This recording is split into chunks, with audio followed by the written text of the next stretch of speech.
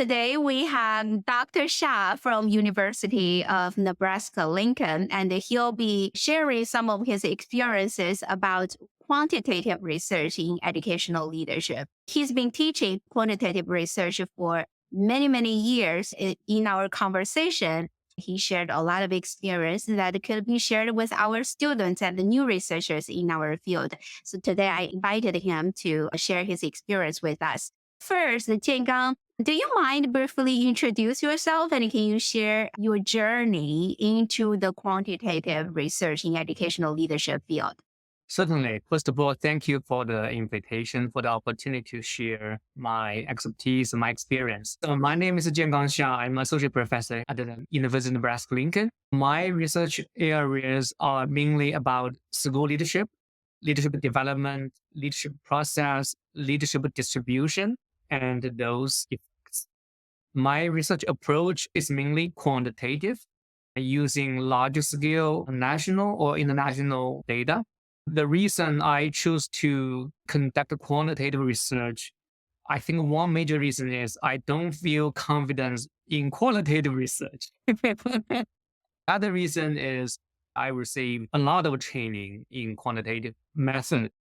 Reflect on my own doctoral coursework, I believe I had over 51, maybe credit hours in quantitative methods. After I started my current position, I also went to, seminars, workshops, trainings almost every year. Recently, I just summarized a little bit of all of the workshops I took over the years. I think I took maybe 16 or 18 quantitative workshops.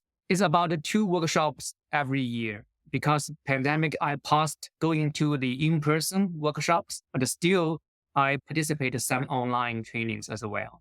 One side, I'm not confident with qualitative research. The other side, I received a lot of training in quantitative methods. A lot of researchers in our educational leadership, particularly nowadays, many of them are qualitative researchers. From your perspective as a quantitative researchers, what are the suggestions to remove some of the barriers for them to take quantitative research courses? You said that you took 51 credit hours in quantitative research methods as a doctoral student. What are your suggestions for students before they even started quantitative courses?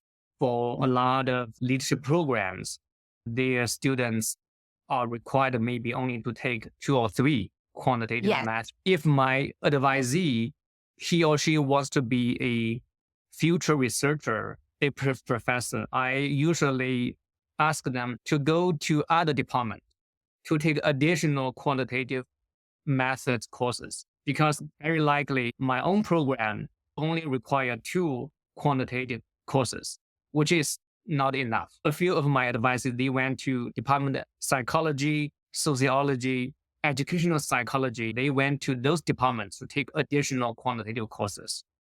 And also I encourage them to participate in workshops, seminars offered by researchers from other universities. Thank you. Jiangang, you've been associate editor of Educational Administration Quarterly, which is a top tier journal in the field of educational leadership. Can you share some of the experience of working as associate editor in EAQ? I know that EAQ recently has a special issue on quantitative research. Could you give us more details about that special issue? Certainly. Yeah, that was a very rewarding experience. So I started my role as an associate editor for EAQ since January 2022. So it has been more than 2 years.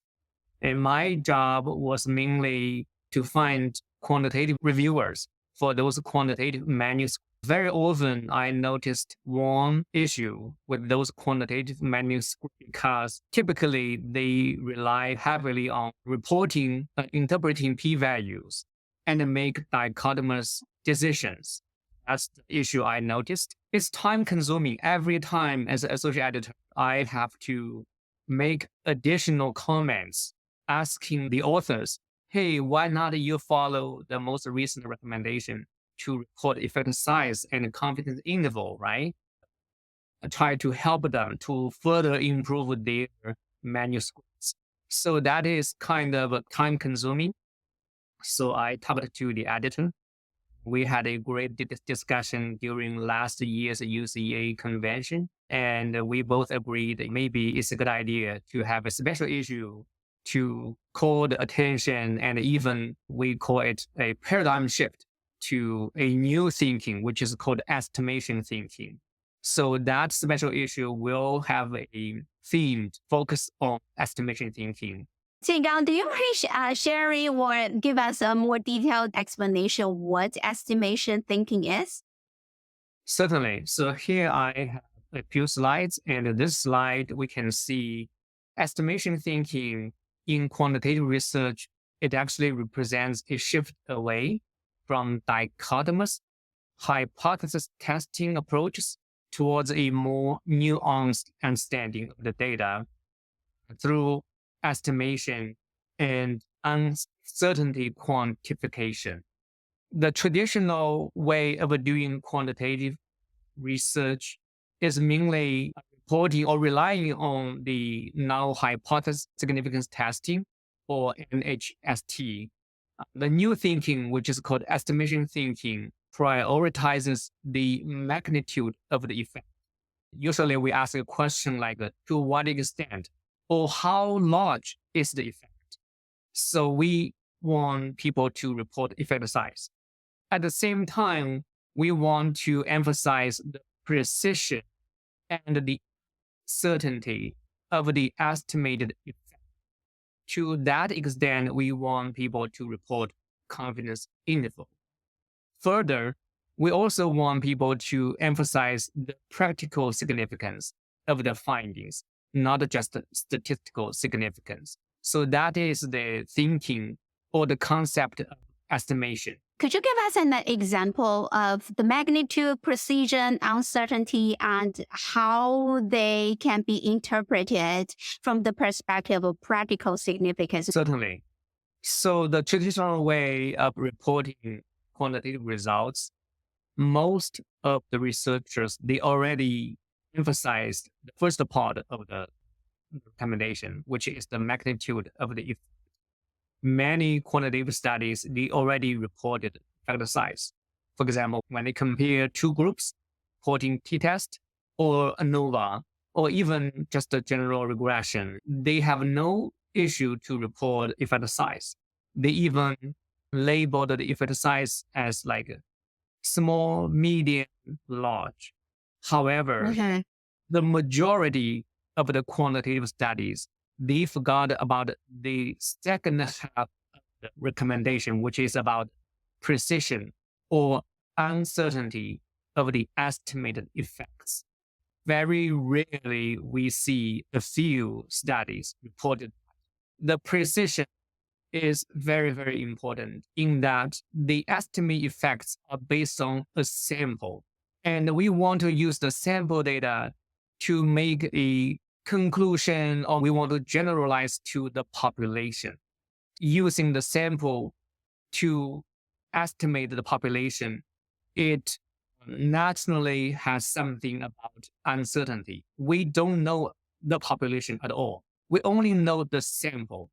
To make sure our estimates are accurate, we want to make sure we tell people the estimated effect actually has a range. It has the minimum, the maximum, it has a range, which is exactly what we call the confidence interval.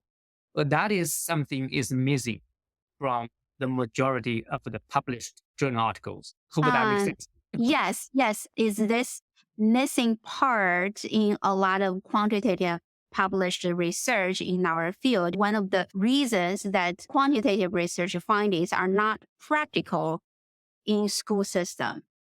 Is it one of the reasons? Yes, that's correct. It's one of the reasons. Without acknowledging the uncertainty, many findings, they don't really carry practical significance. That is a big problem.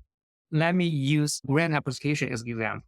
Very often, we see researchers reporting only the point estimates. For example, beta equal to what, right? It's a point estimate. It maybe it labeled as a large effect. However, we don't know the precision or uncertainty of that point estimate. It could be as small as very, very small, or as large as very large. When the range is big, the precision is low, the level of precision is low. That means maybe the grant funder may not be able to trust the program and fund the program. So the precision is a very, very important thing for the funders to consider how practical that effect could actually happen in reality. So when the precision level is high, the range is narrow, the confidence Mhm. interval is narrow, then the funders may feel confident that, okay, I'm very confident that the estimated point effect is very likely to happen in that range. That's why it's very important.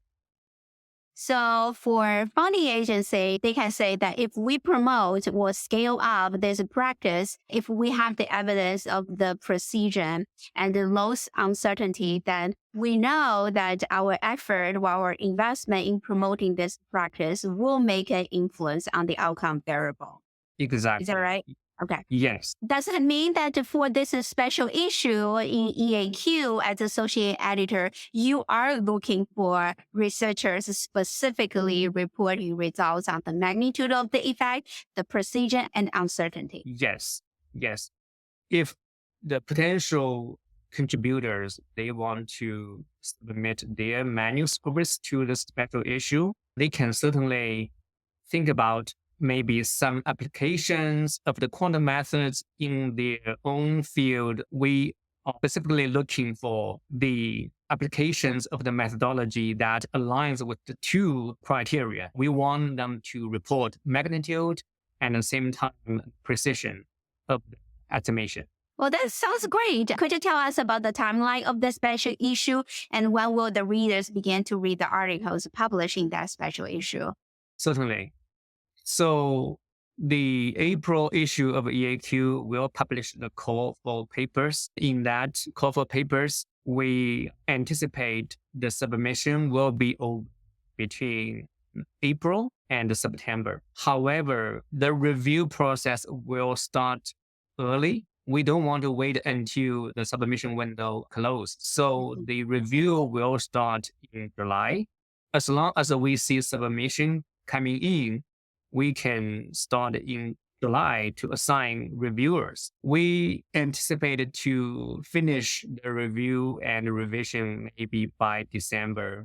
If we received enough good quality submissions early, it's still possible to publish a special issue in the last issue of EAQ in 2024. Otherwise, maybe it will be the early 2025. All right, that sounds great. Maybe after we get all the articles published, we can get all the authors to share their experience as they go through their research processes and their quantitative research experience, as they learn to stay away from the null hypothesis significance testing to the new way of estimation thinking. My next question is, what are the common mistakes researchers make in conducting quantitative research? Could you share some of the examples with our audiences? Certainly. So first of all, I want to borrow a slide from a famous researcher, Max Klein. In his presentation, he shared the slide. The textbooks are wrong, teaching is wrong, seminar is wrong, journal is also wrong. This slide is really a powerful message. We don't have to fully trust what we have. Our teaching, our professors, the textbooks, even a journal, they all could be wrong. So back to your question, what are the common mistakes? One typical mistake is really the misinterpretation of significance. It's very, very common.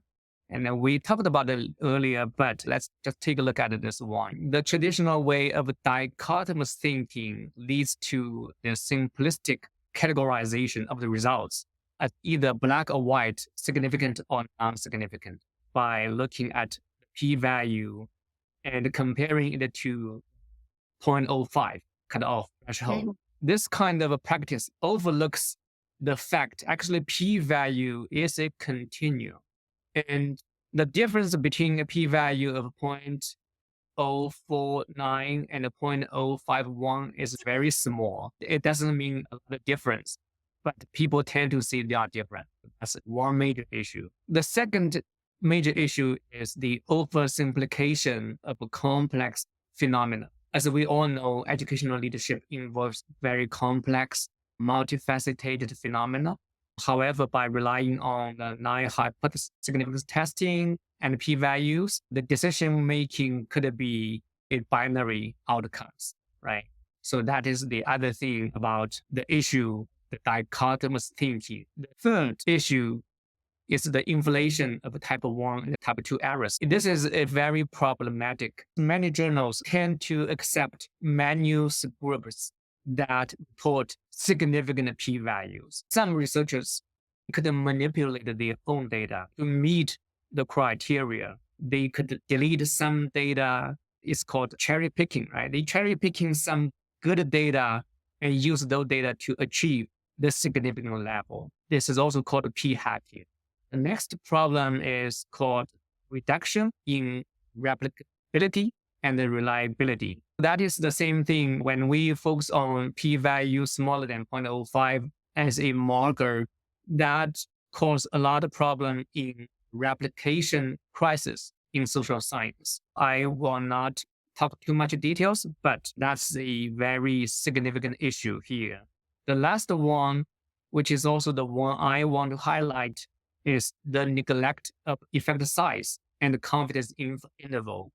Just as we talked about on the dichotomy thinking, they tend to overlook two really important aspects of the effects, which is about magnitude or effect size and the precision or the uncertainty of the estimated effect. Those two are really important things to report, but current practice is they tend to overlook or they tend to not to report the confidence interval or many reported effects. For your last point, I think this is very critical in our field of educational leadership because it's very contextual. Whatever practices or leadership behavior or whatever program, whether this program is effective or not, is influenced by a lot of contextual factors. For example, when you look at school principal's performance, then school principal relationship with the principal supervisor, their relationship could influence how their supervisor sees school principal's performance. Those contextual factors actually highlight the importance of reporting the effect size and the confidence interval. That's the thing that just came to my mind. Yes, exactly. Yes. A lot of contexts, they do make a difference. We know that's important to take those contextual factors into account. Thank you for mentioning that. That is basically a summary. We realize those are the major issues with traditional dichotomous thinking, and we want to advocate for the new, actually it's not new thinking, but we want to advocate for estimation thinking. That is really the right way to conduct the quantitative research. If the missing reporting on the estimation thinking is so prevalent in our quantitative research, do you think we should update our curriculum in our field when it comes to quantitative research, or we should have more seminars and workshops to bring it to people's attention that this is something that we need to pay attention to when we report our scientific findings? Certainly, I think we should have more workshops or trainings. We certainly need to update our curriculum, particularly in our quantitative methods courses. I personally have already moved all required textbooks in my quantitative courses. I no longer adopt any current textbooks because I couldn't find a good one that is error-free or mistake-free, They still ask students to report and interpret p-values. Some books also mentioned effect size, confidence interval, but I just couldn't find a really good one. I tend to use my own materials. I totally agree with you. We need more seminars, trainings, and to let people know why it is wrong to use dichotomous thinking, why it is important to adopt estimation thinking. Maybe the quantitative researchers in our field can get together and figure out a plan. How can we improve our quantitative research education in our ed leadership research that can serve as a springboard for our next step of advancing the quantitative research in our field? And you can write a textbook. Yes. I still remember we had a symposium during 1 year's UZA, right? I remember Junggo organized that session. Yes, we should continue. This year's UZA, we can organize a similar symposium, gather professors, researchers in the field who are interested or teaching quantum methods. We can come together, discuss, and share some ideas. Yeah, I think for quantitative research or practitioners, it's less about numbers. It's more about your logic, your thinking. I think a lot of qualitative research, or at least my students, when they decide that I'm going to use a qualitative methods to do my dissertation, they think they're not good at numbers. They chose the qualitative research method, but the quantitative methods are not about numbers. It's more about your logic and your thinking. Yes. Maybe we should also think about how we can engage qualitative researchers so they can also share some of their insights, how we can attract more researchers who are interested in quantitative research or mixed methods. Exactly. We should do that. Next question is, in your opinion, what are the biggest challenges and opportunities facing quantitative research in educational leadership today? We've already touched some of the points. Could you share some of the things we haven't covered? Yes. So here is a slide that I mentioned two things. For the challenge, I think it's really mainly the mindsets. It's a little bit challenging to change adult researchers' mindset. The reason is they were taught by the traditional professors, researchers, using the traditional dichotomous thinking to conduct quantitative research. When I communicated with the potential contributors for the special issue, many of them, they are not aware of estimation thinking. They still use the traditional way of reporting and interpreting the p-values, and they even don't think that that is wrong. So that is the biggest challenge, moving toward estimation. When I was trained as a doctoral student, report your p-value. That's the most important thing in your result. Yes, my professor mentioned the effect sizes, but it was never emphasized in our assignments, in our reporting. Back then, when I was a doctoral student, I didn't know that was not the correct way to do it. It seems like it's actually a very prevalent issue in our doctoral or graduate education. Exactly. Same thing happened to me when I was a doctoral student. I don't remember any professors mention confidence interval. Maybe I was wrong. However, professors told us to report a p-value, interpret it as significant and non-significant. Yeah.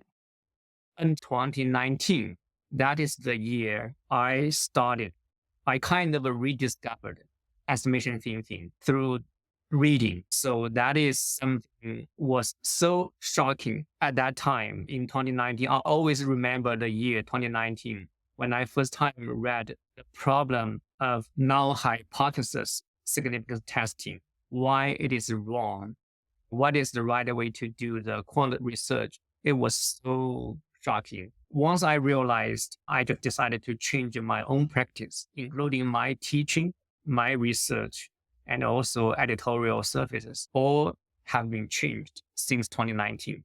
Thanks for bringing it to our attention. I'll absolutely pay more attention when I read quantitative research articles in the future. You also mentioned about opportunities. Could you give us more details about the teaching new generations of educational researchers, the estimation thinking? Certainly. I want to introduce a little bit more about my own practice. So I teach 2 quantitative courses in our program.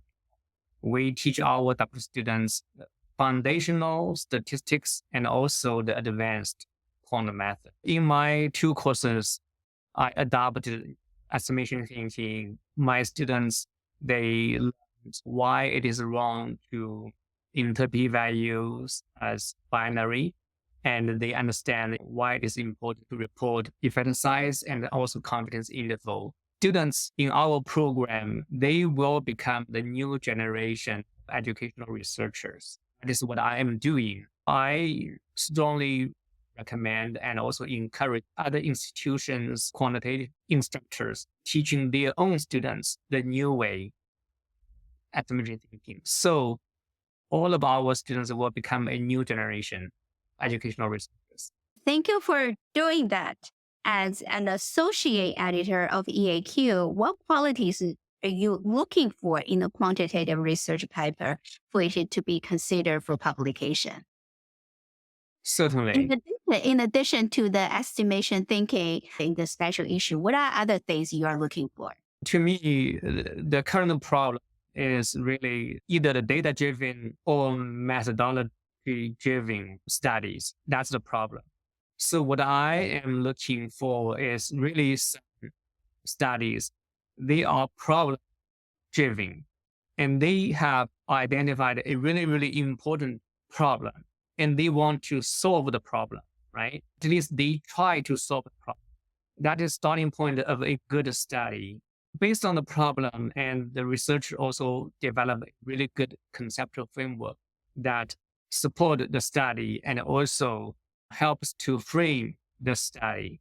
That is something I'm looking for as the criteria of so-called a good study. I strongly recommend that researchers not to use the results to drive the study. So that is my recommendation. This reminds me of an article published in Educational Researcher about the questionable research practices in our education research. One of the issues that they point out is that they collect more data for a study after first inspecting whether the results are statistically significant. This is more like you're manipulating your results because you suspect that your result would be statistically significant without reporting your magnitude of the effect and the precision. And then you begin to collect more data. So basically, you are selectively reporting your data. I have a question. You talk about you're looking at the problem-driven inquiry. Can you give us an example? Like one of the articles that's a problem-driven inquiry. I couldn't remember exactly a specific study, but I want to say if the researchers want to study, for example, school leadership or principal leadership effects on something, they just go ahead and study it. They review the literature, they frame the study, they collect the data, and they report the results as it is. When I say as it is, no matter the results are significant or not, it should serve the question, because the question is to what extent principal leadership has effect, for example, on teacher self-efficacy. Let's use that example, right? The real question is really to understand or to know the magnitude of the effect and the precision of the effect. It doesn't really matter. It is significant because based on the data we collect, you just report the results as it is. No matter it is large or small or medium, no matter how precise the estimated effects are, we should be very honest with the results. We report it, and the readers actually will respect that because that's the reality. Even the results do not meet the 0.05 significant threshold, we still should report it as it is. That's my recommendation. Could you elaborate on the second point? You don't want to see the methodology-driven study. What does a methodology-driven study look like, and what we should do to prevent to conduct that kind of studies? The methodology certainly is really important. But very often we see researchers even mention method in their article title, which to me is kind of problematic. I did So that. I made the same mistake when I early on as a new researcher. A good study is really to emphasize the topic, not the methodology. After all, the methodology serves the topic. And even the same topic, different researchers, they could apply different methodology. Mhm. No matter what kind of methodologies we adopt, the purpose is really to study the topic and report the findings. So the methodology should not be the real focus. The topic should be the real focus. And relatedly, when I say not methodology driven, sometimes people, when they look at the results, and they tend to decide keeping or excluding some variables based on the results. It should not be that way. If one variable from the very beginning, when you design the study, you already have that variable in your research design, you should keep it all the way through your study. Not because, oh, it's not significant. So I decide to remove that from my Mhm. study. That is certainly results driven. That's problematic.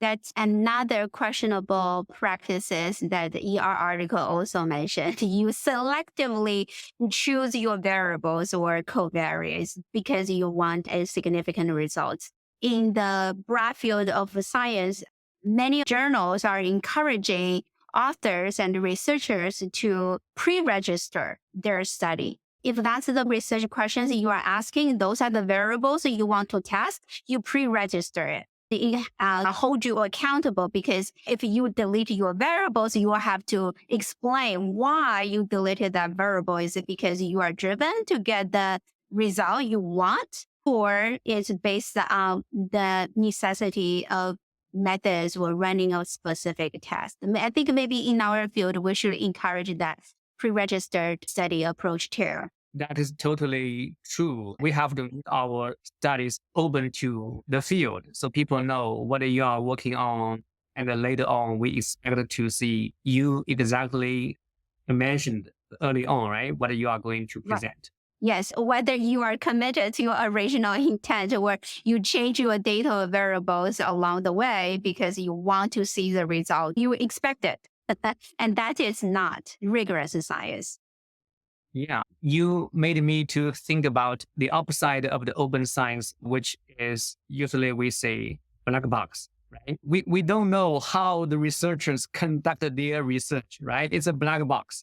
But now we call for open science. Right. Yeah. And how you made all the decisions along the way when you were conducting your research, that's actually very important. It's also a very good materials that we can use as we teach next generation of researchers, right? How the past researchers made their specific decisions, why they chose the parameters in that way, why they selected those variables. So you have to understand why they do research in that way instead of I want to ask people perception on XYZ. I'm going to ask these several questions. That's not the rigorous way to do research, at least in our social sciences. Exactly. My next question is what advice or suggestions you'd like to give to our doctoral students and new researchers, such as assistant professors who aspire to conduct quantitative research in our field of educational leadership?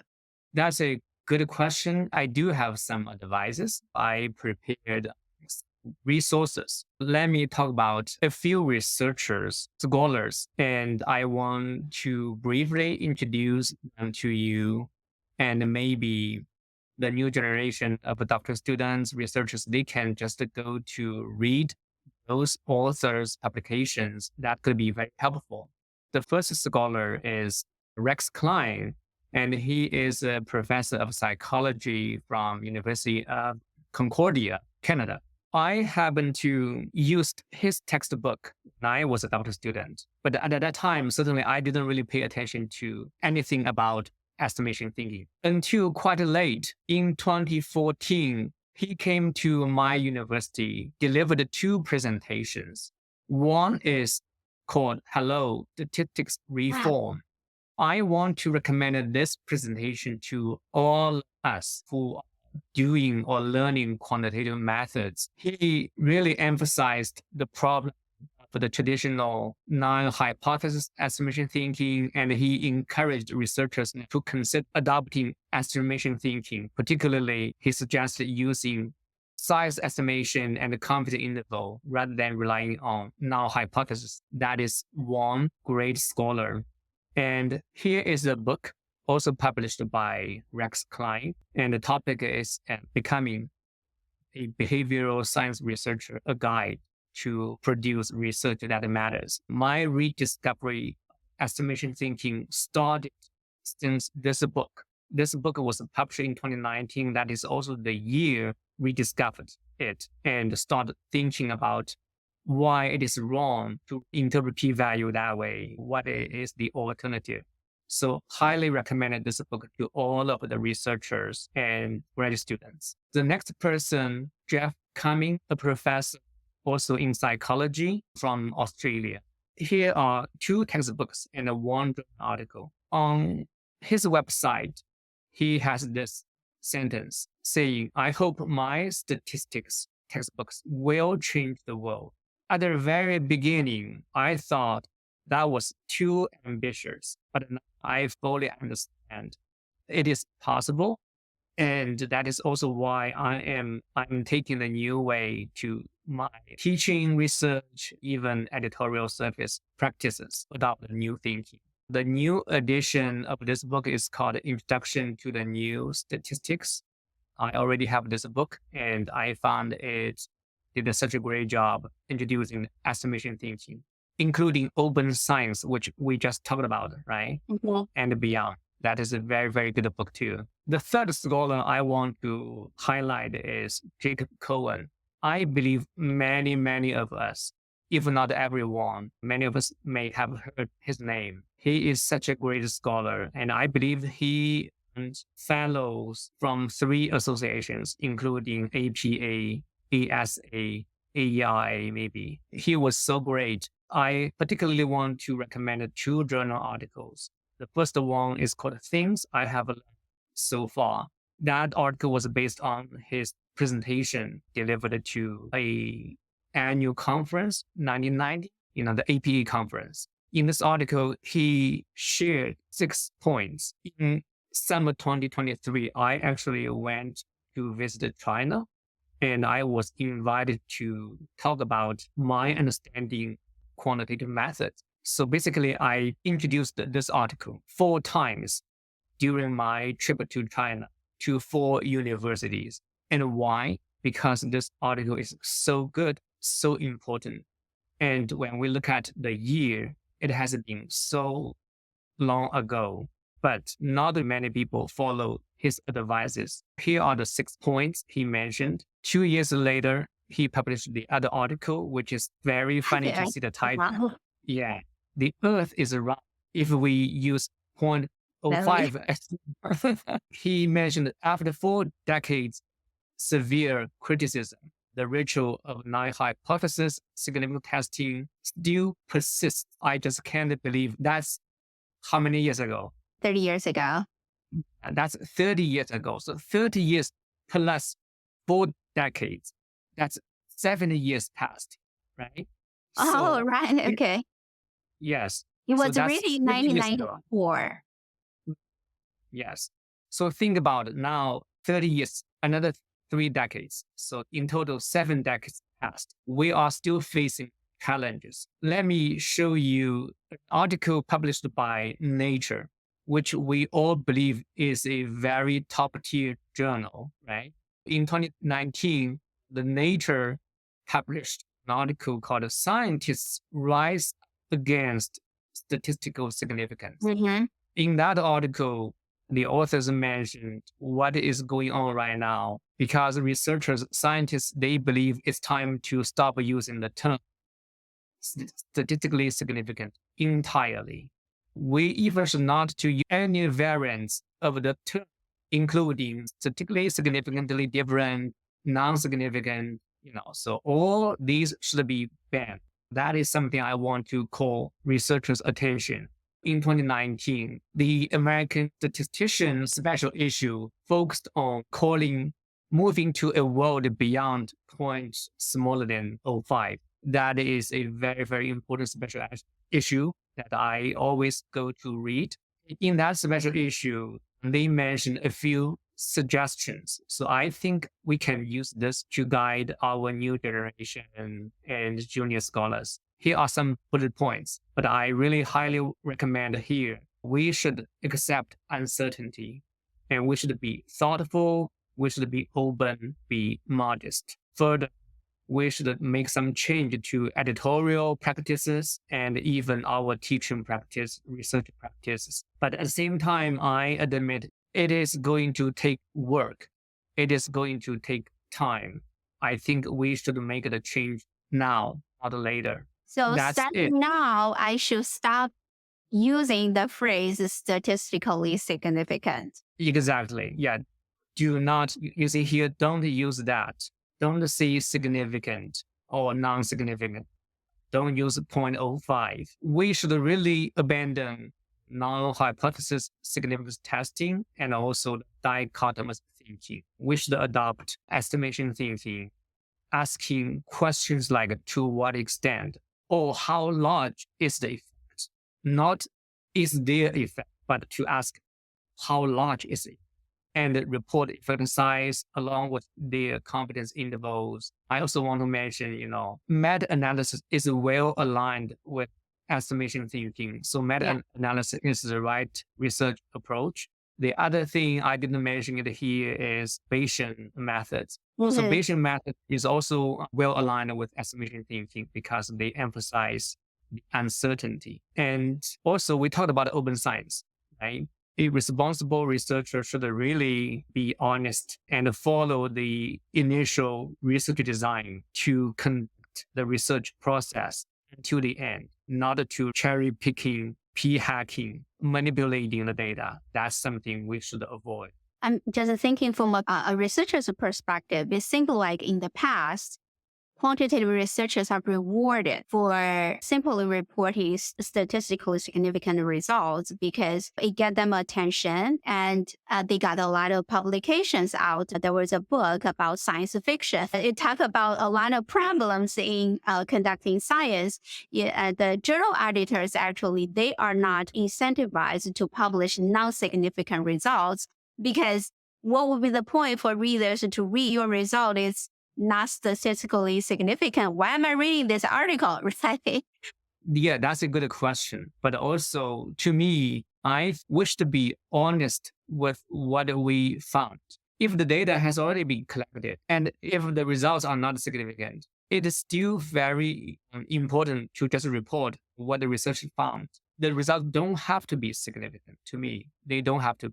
Well, you are a good researcher, that's for sure. Anything else you'd like to add before we conclude today's conversation? Yes, I think I still have a few slides that are recommended reading. And particularly, I highlighted the years. The reason is I want to show people the so-called estimation thinking is not a new thing. Those are really outstanding researchers. They have been advocating for thinking long time ago, even here, 1942, 1960. And these are long time ago. And many current researchers, new generation graduate students, they may not realize we have these important applications. So I want to highlight these applications. And here are a few more recent applications. So these are guidelines, important readings for them to take away and to learn to read. It just reminds me that in our education field, we need more practitioners, leaders, policymakers to make evidence-based decisions. This just adds one more layer of what piece of evidence you are looking at. Are you just looking at a research study that simply reports statistically significant results, or are you looking at a research study that also reported effect sizes, and confidence intervals. For practitioners, they also needed to be able to judge what's the quality of the evidence that they are looking at when they make decisions for policy or for the school system. Particularly when you look at the meta-analysis, I remember in medical research, they have a pyramid of evidence. So at the top of the pyramid, that's rigorous. The evidence has higher quality. At the top is meta-analysis because it's not just one single study. At the bottom of the pyramid is the case studies. You look at 5 cases, right? And then you look at 10 cases. And it's still evidence, but there is a difference between the quality of different research studies. And I think what you just talked about today just adds another layer to our conversation of evidence-based decisions for school leaders and policymakers. That's good to know. I haven't read pyramid of the quality. I'm thinking about the meta-analysis. If a meta-analysis is based on a lot of original empirical studies, what if those empirical studies are problematic? I agree. Yeah, I remember we had a meta-analysis plus network analysis. I can't say half, but there is a large percentage of studies that had a lot of missing data or empirical studies that we could not include in our meta-analysis simply because we don't have enough data to conduct our meta-analysis. I think that's also a big problem. As you mentioned that what if the original empirical studies are problematic, right? So that will influence the quality of the meta-analysis too. Exactly. To me, best time meta-analysis is not here yet. I think it is really important to understand the meta-analysis. But again, I hope the new generation or next generation researchers will adopt estimation thinking, producing quality studies. Then we are able to conduct meta-analysis based on the good quality of original empirical studies. Right. Yeah. We have to have a sufficient pool for high quality empirical research for us to conduct a meta-analysis. Otherwise, there is no meta there. That's exactly true. Yes. All right. Well, thank you so much. Thank you for your time. Maybe in the future, we can have a session just to talk about estimation thinking, and we'll bring a lot of examples to help our audience to further understand how to apply it in their practices. I also want to thank you for the opportunity to share my thoughts, my learning, my understanding. Thank you.